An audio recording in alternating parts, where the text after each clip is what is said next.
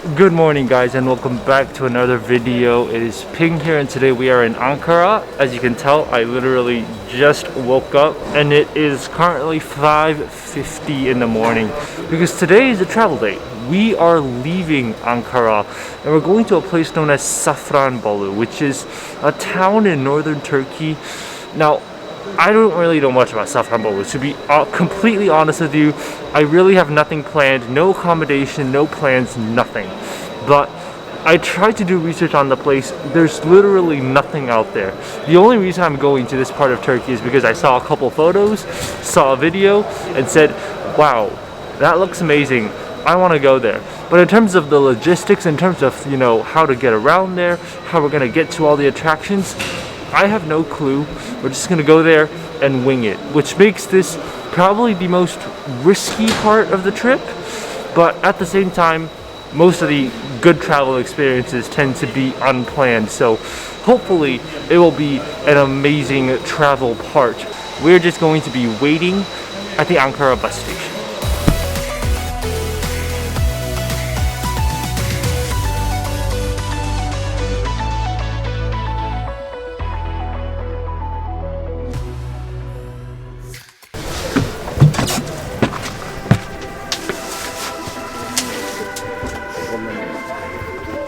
We have finally made it on the bus. It's 7:11, so bus should be leaving anytime soon. Bus ride to Safranbolu should be about 3 hours, 3.5. But I'll see you guys on the road.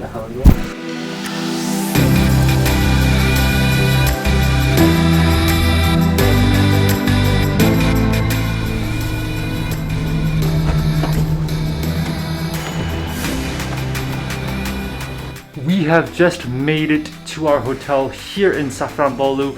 Like I predicted, it was a 3-hour bus ride from Ankara to Safranbolu, and now we're going to start exploring this city. I just have to say, the ride here from Ankara, beautiful, full of mountains. It feels like we're almost in a different country. I mean, we went from almost like a desert moonscape in Cappadocia, beaches and sand in the south and west, but now it's like mountains, it's forests, it's really cloudy, misty. It's a completely different feeling.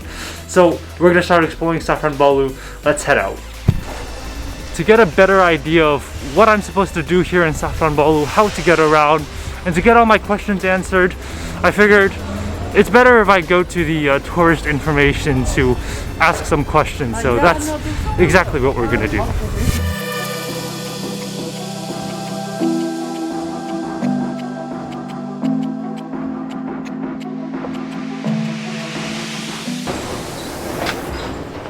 Well, we've gotten some basic information about Safranbolu. Surprisingly, it's actually a UNESCO World Heritage City. So there's a lot of history here, there's a lot of things to see. So we're gonna start walking around the old town first. We're gonna explore a little bit. Then we're gonna take a taxi to another small town, which is supposed to be really beautiful. And then for sunset, there's like a viewpoint or something at the top of Safranbolu. But first, we're gonna start exploring the old town of Safranbolu.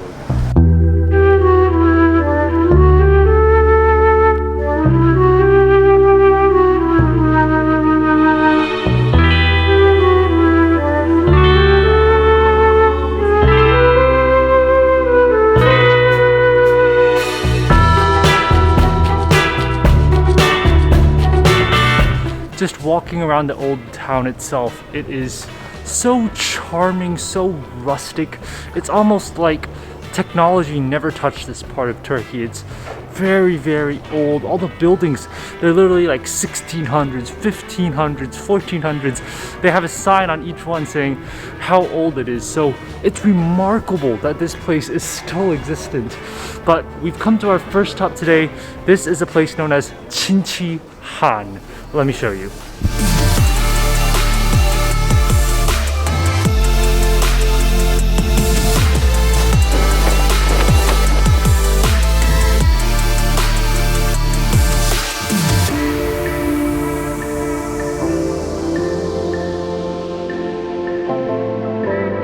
So this place is an absolutely amazing place. It was built in the 1600s.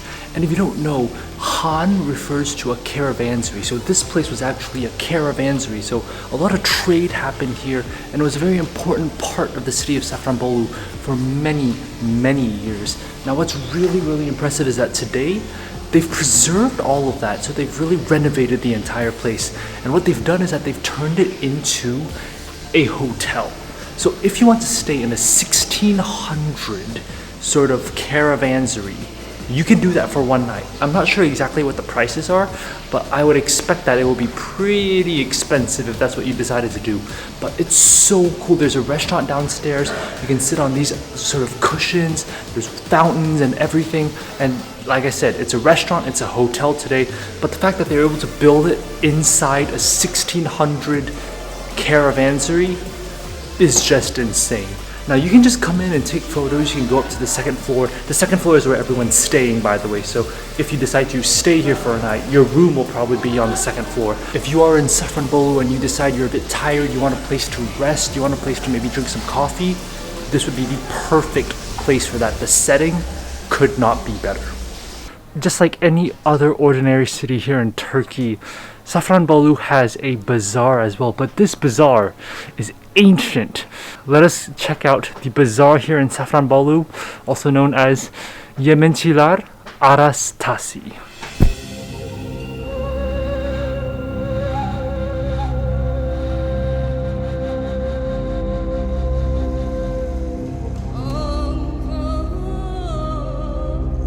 The entire place is just short wooden buildings with a really, really comfortable, quiet, calm vibe. You can get like a couple drinks here, but that's about it. They're selling really hipster vintage stuff. So like old records, books, gramophones. Like they're selling a whole bunch of different things here. So if you're into that stuff, definitely come and check this place out. And I'm not sure exactly what the prices are, but I'm assuming since you're far away from a big city, this place isn't very touristy either. You can probably get it for a pretty affordable price. There's not a lot of signage advertising about that bazaar, which is, to me, very bizarre because it's so beautiful. I mean, a bazaar from 1661 still exists, and people aren't talking about it. I'm just shocked. I don't understand why this place is still so quiet and not popping up with tourists everywhere, because this place is beautiful. I would say it's one of the top places I've been to here in Turkey. It's just quiet, serene, local. If you want to know what Turkey really is like and what Turkey was like maybe a couple hundred years ago, this town is perfect for you to visit.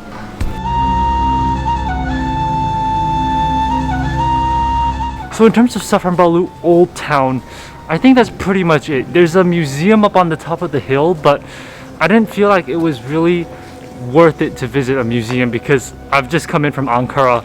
I've seen a ton of museums, not really in the mood for museums. But what we've seen so far in Safranbolu City, Chinchihan, and the Old Bazaar, I think it gives you a pretty good idea of what this place is like, what to expect. I mean, just walking around, you get a pretty good idea already. So what we're gonna do now is we're gonna take a taxi and we're gonna leave Safranbolu to go to a town that's supposed to be even more local and more beautiful than Safranbolu. Let's go.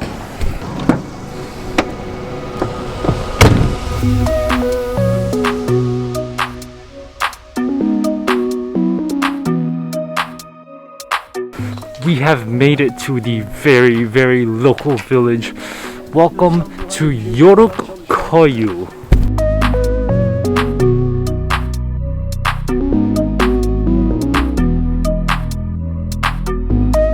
So we've just been walking around the town for maybe 5 minutes, and my first impression is that it is a very, very quiet, worn down town. There's literally, I've seen less than 5 people. The entire place is like all these buildings that are really, really old, really, really historic. They're not nice and refurbished like the ones at Safranbolu. This is raw. The rocks are, uneven and jagged. The wood, it looks like it's gonna collapse any moment. This is the real raw old side of Turkey, and I think that it definitely does have a rustic charm and appeal to it. But there's no one here. It's like a ghost town, which is the creepy part for me, because there are so many houses, but it doesn't seem like anyone lives in them anymore. I don't know where all the people went. But apparently there's 3 museums here. 2 of them are like historic Yoruk Koyu museums, and then there's one that's a wash house. But right now we're just gonna head to the wash house first. Maybe we'll see people. I don't know. I just, it's weird that there's nobody here. Wash house, right? Okay, thank you. This right here is the ancient wash house of Yoruk Koyu. Although they estimate that it's been around for about 300 to 350 years, no one knows exactly when it was constructed, but this wash house was where people would come and wash their clothes. So you can see there's this huge circle here. That's where they would beat the clothes. There's also 2 fireplaces over there, and then there's 4 cauldrons. So people would come here, and this was essentially their laundromat, the ancient Turkish laundromat in a way. And nothing about this place has changed. Like, you can even see the water faucets, the basins. It's all old, it's all ancient, it's all untouched. It really hasn't been restored or renovated. This is the way it was.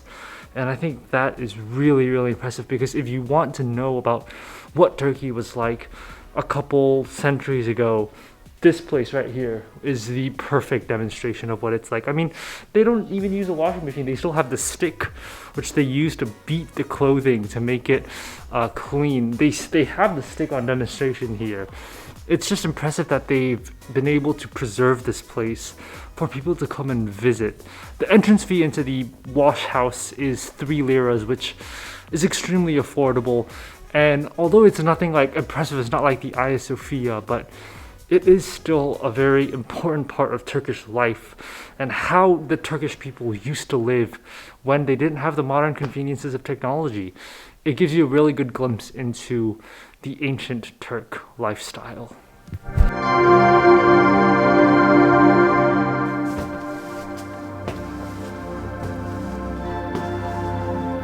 We have come to our next museum.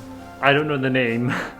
But I think it's like a house museum. This is supposed to be someone's old house, old Ottoman house, I'm assuming. The place is gorgeous, and it's so historic because they really preserved everything that people would use. They even have a toilet, which is completely open for you to visit, but it's pretty simple. But they don't have like a Western toilet. They're still using the ancient like carving in the ground sort of situation down there. But here, I mean, you can see everything is the way it was, and it's crazy to imagine that they've been able to preserve this place so well and still been able to show what this place was like. They were still able to place everything in the proper placement.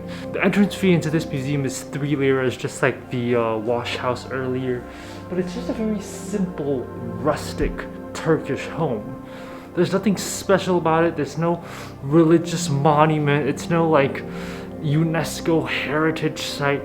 It's just a simple Turkish home. It gives you a glimpse into what, you know, how the Turks lived, you know, maybe a couple centuries ago.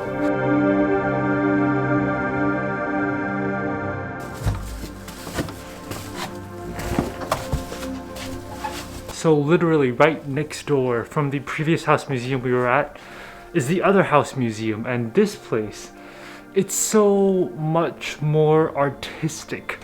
The walls, they're covered with all these artworks, and the carpet is a lot more colorful. It's more vibrant almost. Now, just like the other house as well, people still live in these homes. They live on the first floor of the house, the second and third floor of the museum, but people still live on the first floor, which is insane to me. And just like the other house as well, they force you to put the coverings on your shoe to preserve the antiquity of this place. And just like the other museum as well, they ask you to put on the shoe covers, the blue shoe covers, in order to protect this place and continue to conserve it for future generations to see.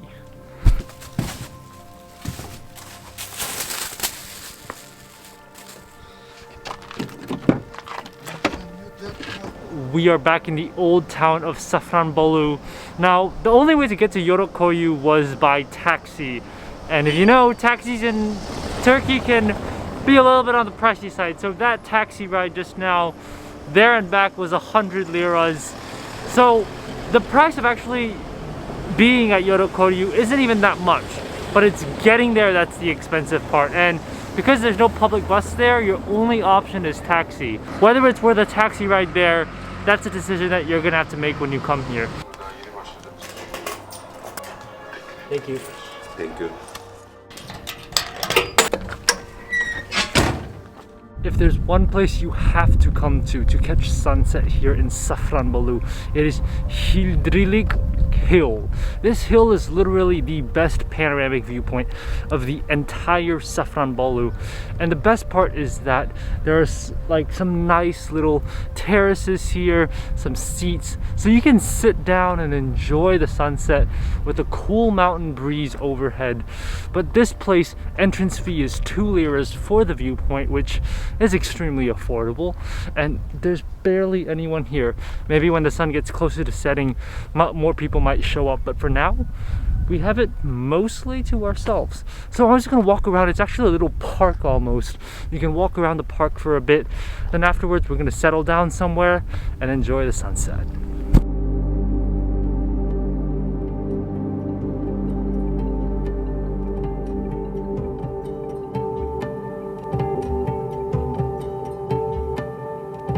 Coming up here for sunset, I can clearly identify all the places that we visited today. I mean, Chinchihan is literally straight right directly in front of this hill, and it's very obvious that it's Chinchihan, the square shape, the hollow middle. I mean, that's very obvious. You can see the city museum on the other side of Safranbolu Old Town on the other hill, because this side is, if I'm correct, it's the eastern side of the old city.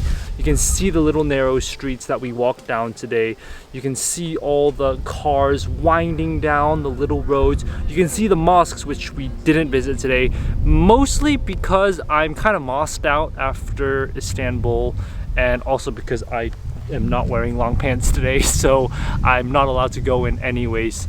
But yeah, for the most part, you can pretty much identify most of the features of Safranbolu. I mean, walk around for a day, come up here for sunset, you pretty much have Safranbolu down. Now, one thing I forgot to mention, I think, is why this town is called Safranbolu. So actually, Safranbolu is named after the saffron flower, which is actually saffron, the spice saffron, and they produce the highest quality of saffron here in Safranbolu. Now, I'm not sure, you know, what the saffron rating scale is. I don't know which saffron is higher quality, which one is lower quality, but I'm just gonna take the word for it from the information panels all across this city. So Safranbolu is actually famous for their saffron production, but it also became a major trade route in northern Anatolia because of the many resources that they had other than saffron. So at a higher elevation, there's colder weather, cooler weather, and of course there's this preserved rural Turkish culture that I would say has been barely touched by modern civilization. It's calling me.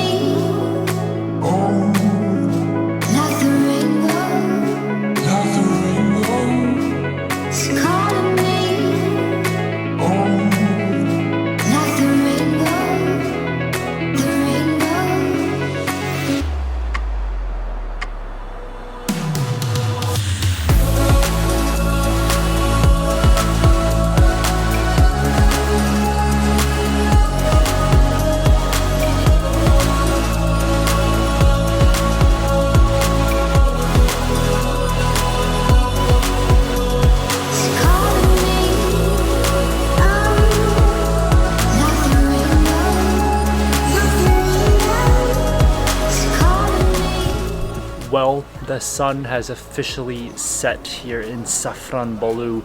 The night lights have been turned on and the streets are bustling again for tourists going for dinner, mostly local Turkish actually going for their dinners. Safranbolu has just been amazing. I had my doubts coming here at the very beginning. I didn't know what I was in for. I knew there were a lot of old Ottoman houses.